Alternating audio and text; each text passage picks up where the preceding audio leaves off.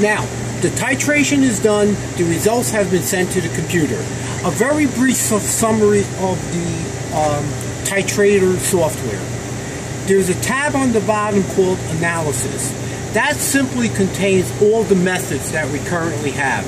You probably will not do too much with this tab. That's only if you want to change a method.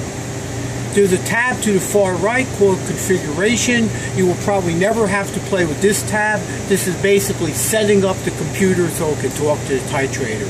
The most important one is the middle one, Reports. This has all the results. Each method has its own subdirectory. The one we'll be looking at now is TBN.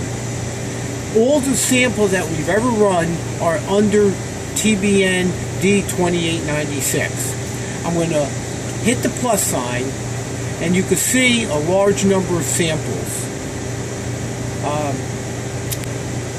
The results that is directly under TBN D2896, I'll click on that, is basically a spreadsheet of all the samples that we've run, and it will give you a summary of everything. The newest sample is always on top. Now, if we look at the sample when I called it test, again, you can see that the first endpoint is 18.472.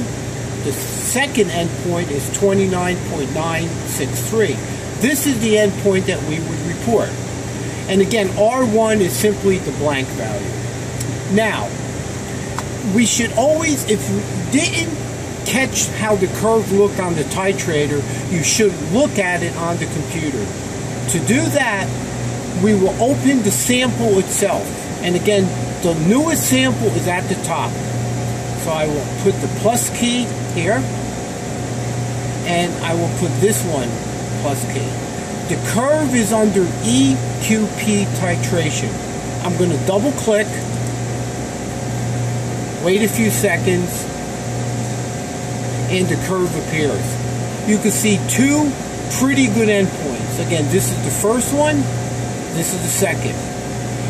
If I go to the window pane below and kind of scroll down, you can see that this is the first endpoint,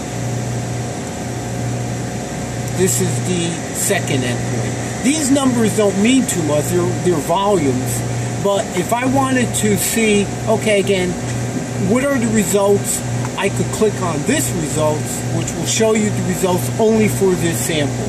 And again, the numbers are right here. And if you wanted to recall how much sample did I weigh out, if I click on sample data, that will show me the name of the sample, again I call the test, and the sample size. In this case it was 0.9622. Correction factor and density don't really mean anything.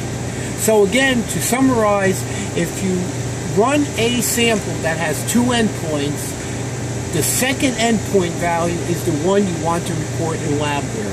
But it is always good practice, again, and we'll do it one more time, to actually look at the curve to make sure that it's not picking up a false endpoint. But in this case, we have a good endpoint here and a good endpoint here. Okay, thank you.